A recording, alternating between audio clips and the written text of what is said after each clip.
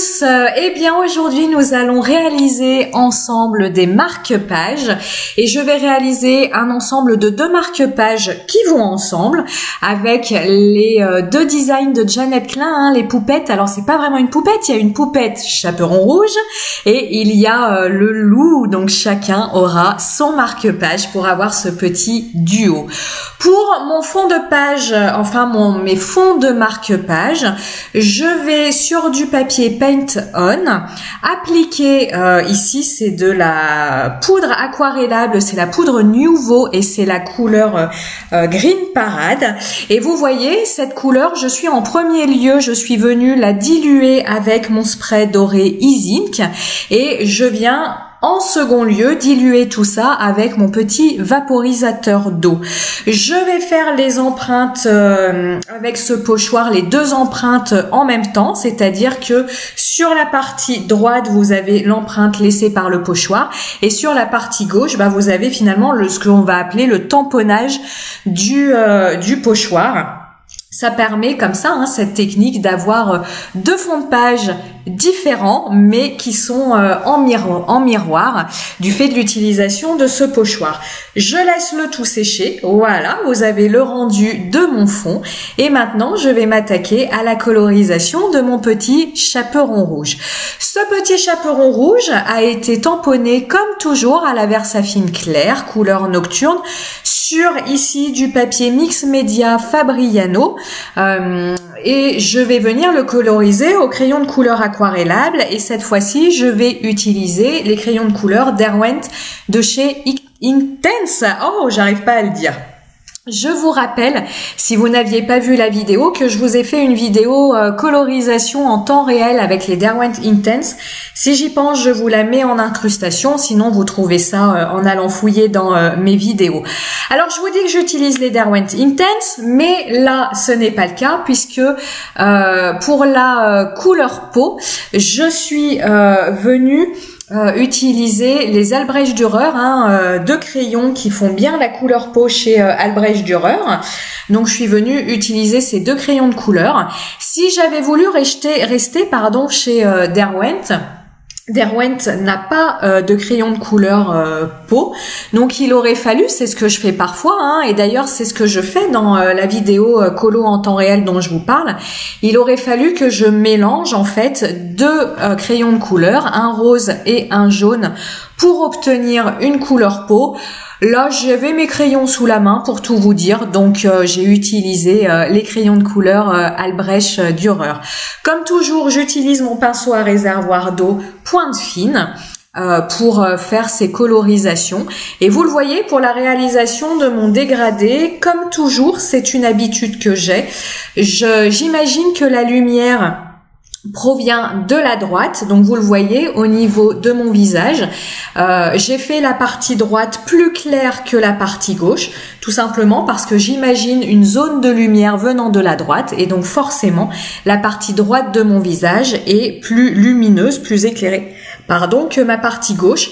Et je vais suivre cette règle de colorisation sur l'ensemble de la colorisation de mon petit chaperon rouge. Donc vous allez voir, là au niveau de la colorisation de ma cape, la pointe de la cape que je suis en train de réaliser, je vais la faire plus foncée que la partie droite de ma cape, toujours dans l'idée que ma lumière provient de la partie droite, donc que forcément mes couleurs exposées à la lumière, mes couleurs de la partie droite sont plus foncées que celles de la partie gauche, à l'exception, vous voyez, du revers de la capuche que j'ai fait foncer, le revers droit sous l'œil de ma poupette, tout simplement parce que j'imagine, c'est ce qu'on appelle l'ombre portée, c'est-à-dire que du fait de la lumière qui arrive à droite, mon œil va prendre la lumière et va faire une ombre sur le revers de la capuche de mon petit personnage, et donc c'est en fait l'ombre portée de l'œil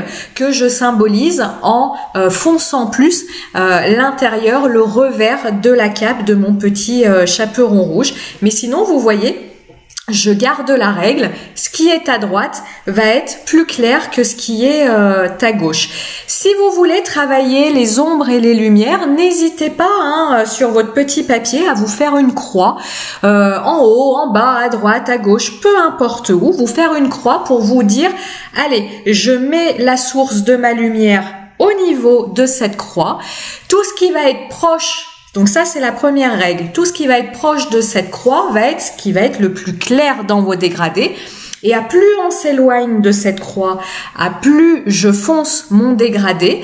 Et après, dans un second temps, il vous faudra réfléchir où placer les ombres portées, c'est-à-dire par exemple, là, au niveau de la colorisation du manteau de mon petit chaperon rouge, vous voyez, j'ai toujours, alors la partie gauche, mais la partie droite qui est lumineuse, et puis on a l'ombre portée de la tête de mon petit chaperon rouge qui définit une zone d'ombre. Donc l'ombre portée, c'est se dire, est-ce qu'il y a des objets au premier plan qui vont prendre la lumière et prenant la lumière, ils vont faire une ombre sur le reste de ma colorisation?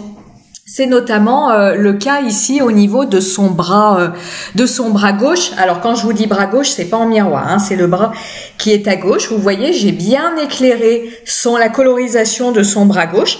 Par contre, au niveau de son manteau, en dessous du bras gauche, j'ai fait une ombre significative. C'est cette fameuse ombre portée due en fait à la position de son bras.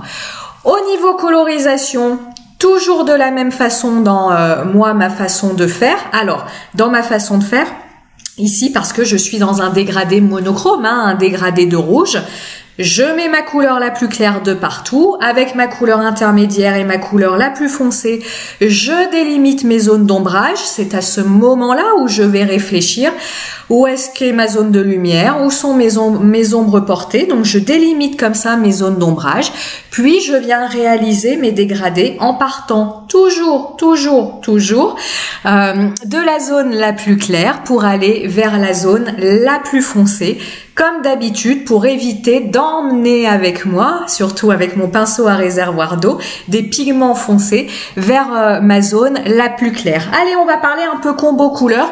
Comme d'habitude, vous retrouvez tout en descriptif de la vidéo, mais rien ne m'empêche de vous le dire. Alors, je vous dis, on va parler, c'est tout bon. Le temps que je cherche mon papier. Au niveau de la cape, j'ai utilisé la couleur 1920 et la couleur 500. Les cheveux, j'utilise une seule et même couleur que je viens dégrader, puisqu'on peut tout à fait réaliser un dégradé avec un seul crayon. Donc j'utilise le 2030.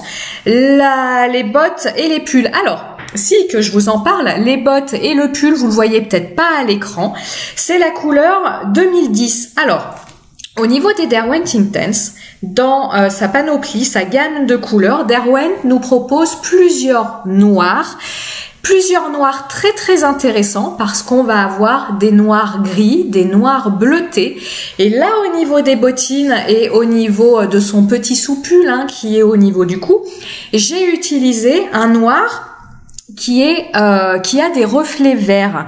Pourquoi j'ai utilisé cette couleur-là? Tout simplement parce que mon fond de marque-page est vert et je trouvais que ça faisait écho ce noir vert avec le vert de mon fond de page. Pour mon petit panier de crayons, le 1710 et le 1730 et la fleur, je suis allée chercher une couleur verte, toujours pareil, pour faire écho avec le fond de mon marque-page vert.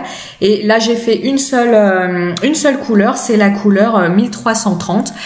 Alors là, quand vous faites un dégradé, alors au niveau de la petite fleur de l'œil, je me suis pas embêtée vraiment à faire un dégradé, c'est tellement petit que c'est compliqué de faire un dégradé, mais je vous rappelle, pour faire un dégradé avec une seule couleur, vous allez jouer avec le nombre de couches de crayon que vous mettez pour réaliser votre dégradé.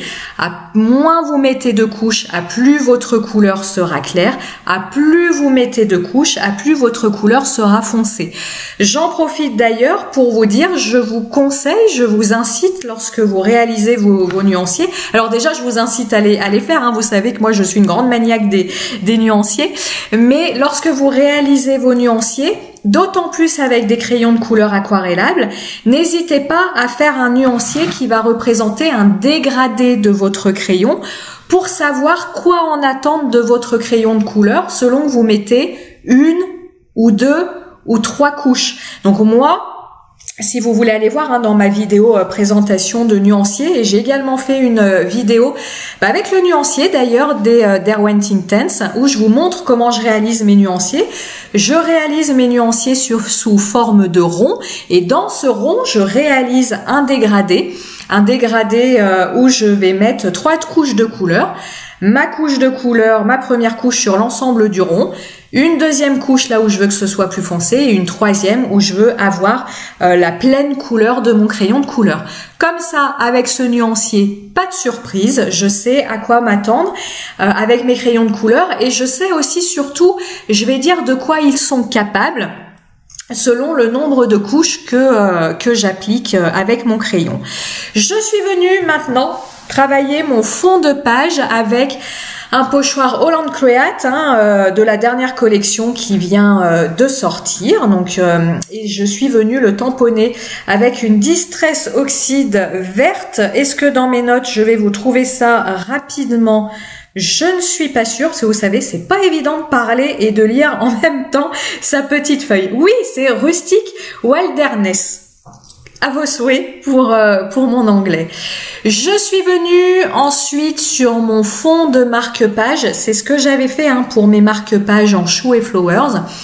Au niveau de l'élément supérieur de mon marque-page, je viens comme ça tamponner directement sur mon fond de page des tampons que je viens là aussi coloriser au Derwent Intense. Alors là, j'ai utilisé beaucoup de verts que nous propose Derwent, des plus clairs, des plus foncés, des plus flash, et que je viens ensuite aquareller, toujours pareil avec mon pinceau à réservoir d'eau. Au niveau de ces feuilles, j'ai un petit peu réalisé un dégradé. Vous le voyez, je fais une première couche et puis une seconde couche à la base de mes feuilles. Le fond de page, on va appeler ça malgré tout un fond de page, est tellement texturé que le dégradé, ne se voit pas tellement. C'est pas grave. On va dire encore une fois que c'est pour la beauté du geste. Vous le voyez, j'ai mon sopalin sur ma table que vous voyez pour une fois. Au niveau de la colorisation de mes feuilles, chaque feuille a un vert différent. En fait, elles vont 2 à 2, c'est-à-dire qu'avec un crayon, j'ai fait 2 feuilles, mais pour simplifier, on va dire chaque feuille a une couleur différente.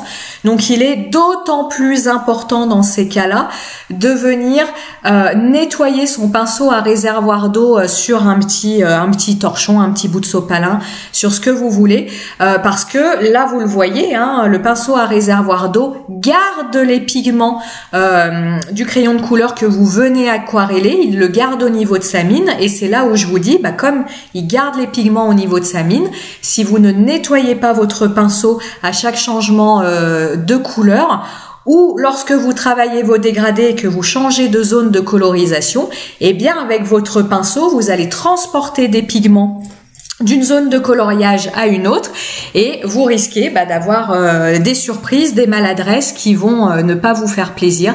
Donc le pinceau à réservoir d'eau, l'outil indispensable, c'est le petit bout de sopalin. Vous voyez, quand je vous dis nettoyer, c'est pas un grand ménage de printemps, c'est juste on vient frotter sa mine sur son petit bout de torchon et ça suffit. Pour continuer un petit peu texturer et renforcer le côté doré de mon fond de page, parce qu'il n'y en a pas assez du doré, on est bien d'accord, je viens faire des projections au marqueur acrylique pointe large Artistro doré et au marqueur acrylique noir. Pourquoi noir? Simplement pour amener un peu plus de texture. Et puis simplement, tout bêtement, parce que le blanc ne se serait pas vu, comme j'ai quand même pas mal de zones de blanc dans mon fond de page. Petite étiquette, au fil des pages, s'ouvrir au cœur sur un monde, je sais plus, sur un monde enchanté. C'est un titre d'une planche de storybook de la collection de Chou and Flowers. Pour toujours rajouter du doré, un petit peu de touche de stylo gel, c'est le Pentel, hein, stylo gel doré. Et puis, oui, j'en ai rajouté aussi sur l'œil de ma pépette parce qu'en fait, je trouvais ce vert trop vert. Je sais. C'est bizarre, ça c'est des expressions qu'on peut avoir hein, dans le dessin, mais je trouvais ce vert trop vert. Non, en fait, je sais ce qui n'allait pas, c'est que ce vert était beaucoup trop flash pour moi par rapport à mon fond de page et par rapport à la colorisation de mes feuilles juste au-dessus du petit chaperon rouge. Donc pour un petit peu le casser, je lui ai mis un petit peu de doré. Je viens d'en faire un sol à mon chaperon rouge en prenant directement de la matière. Donc c'est un crayon de couleur pareil, Albrecht Dürer, et c'est mon gris de Paint. Donc là vous voyez, je viens directement prendre avec mon pinceau à réservoir d'eau de la matière sur la mine de mon pinceau. Ça me permet comme ça de prendre juste la quantité qu'il me faut pour éviter d'avoir un gros pâté sous ses pieds. Je viens encadrer mon petit texte, je viens rectifier quelques petites bavures avec mon stylo gel blanc et voilà, mon petit marque-page est fini. Je ne vous ai pas filmé la réalisation du marque-page avec le loup parce que je m'y prends exactement de la même façon. Par contre, j'ai filmé juste sa colorisation. Peut-être que je vous la mettrai vite fait sur Instagram. Je verrai. J'espère que cette vidéo vous a plu. Je vous dis à très bientôt. Ciao, ciao.